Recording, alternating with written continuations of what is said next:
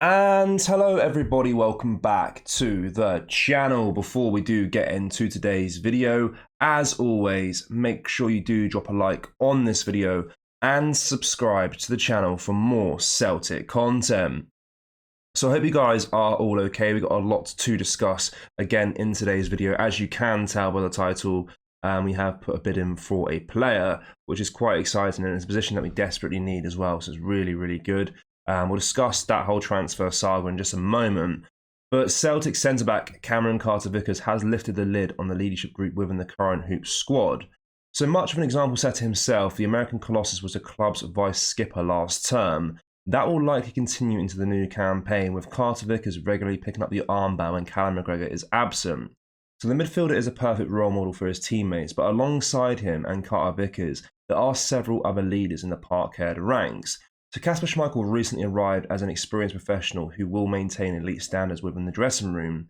He takes the reins both on and off the pitch from the retired Joe Hart, which was a big concern when we did get rid of Joe Hart. It was not just his performances on the pitch, but also his vocalness in the dressing room and his leadership outside of the pitch as well. And I think Kasper Schmeichel was a perfect replacement for that, hence why I always thought it was a good transfer for him, despite him being quite old. So the new keeper, McGregor and Carter-Vickers, are the core leaders in the group, but there are many others to whom players can also look up to. I think there's a few leaders, said Carter-Vickers. The ones you name, Greg's also fairly vocal, Ali Johnston are classed a bit of a leader as well. The team is so close that anyone can really have an opinion, and if it's a good one, everyone will listen and accept it. I don't know if it's a case of a real big leaders, it's just a case of a collaborative effort to go into the right direction and pull in the right direction. Several players in every Celtic squad drive an elite winner mentality given the success the club has endured throughout its history.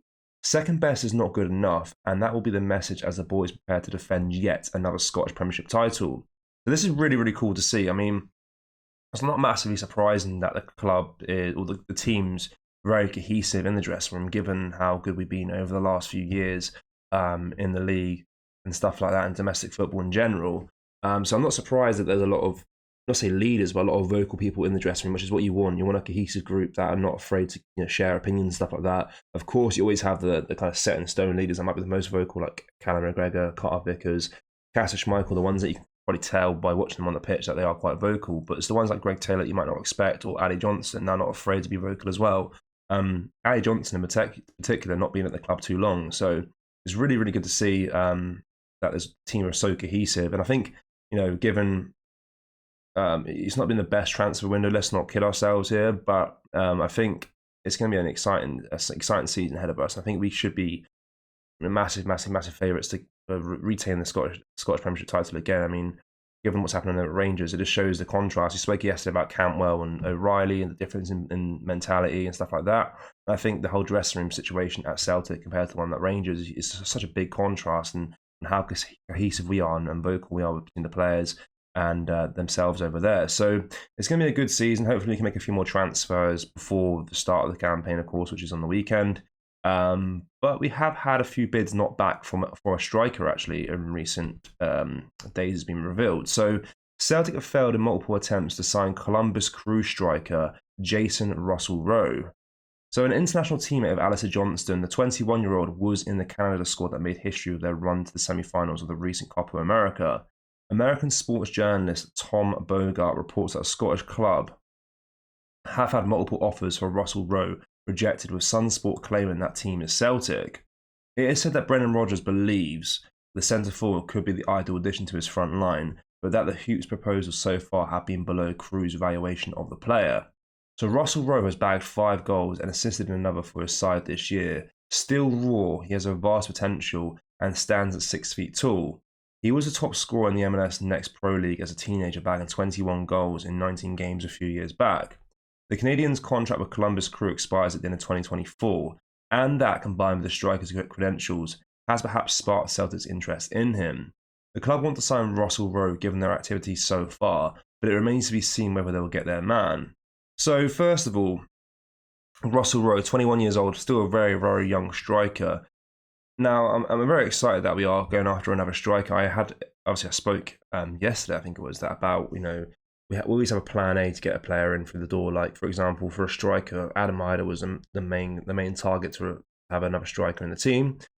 So far, we've been knocked back with that transfer, given the fact that Norwich are still unsure whether or not they want to sell him to Celtic.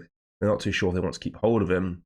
And now we've got a plan B, which is good to see, with Russell Rowe from Columbus Crew. Now, looking at his stats, he's not the most prolific goal scorer, but looking at Adam Mider's stats before he came to Celtic, he could have said the same, and his impact was superb. So I wouldn't look too much into that. Of course, he's 21 years old, still very, very young. And if we do get him in, if we do sign him, Russell Rowe, there's no reason to say we can't get Adam Mider as well if he comes available later down the line. But this guy, Jason Russell Rowe, could be a good option just in case, of course. We only have Kyogo as our main striker right now, which is for a top-class team trying to compete in Europe. Trying to win a league title is not good enough whatsoever. So regardless of him not being my first choice or the club's first choice, it's still good to see the club making an effort to sign another striker, back up Kyogo for this season.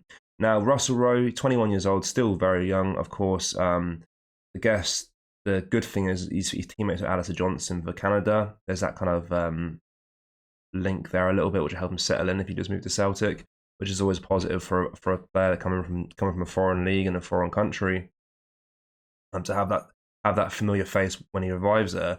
So it'd be good for him to have him there. Yeah, I'm not over the moon with the potential signing, to be completely honest with you, but a striker's a striker, and of course, if he's being linked to Celtic, he must be somewhat good as well. And of course, a few years back for the MLS Pro League group, when you're younger, it's like the academy level, 21 goals in 19 games is definitely nothing to turn your nose up at. It's a really good return. But hopefully he can reflect that into his senior career as well, and into senior football, and try and get those numbers again, maybe at Celtic if you do sign him. So it's an interesting transfer situation, but as things stand right now, we've not met the valuation Columbus Crew hold for him. So all the transfer offers we put in from them have been knocked back right now. So this one's still very much not on the way. So Celtic will have to match what Columbus Crew want for him, which again, it doesn't say how much that will be. But I can't imagine it being any more than £2 to £3 million for him. But we'll see how that one develops in the next few days.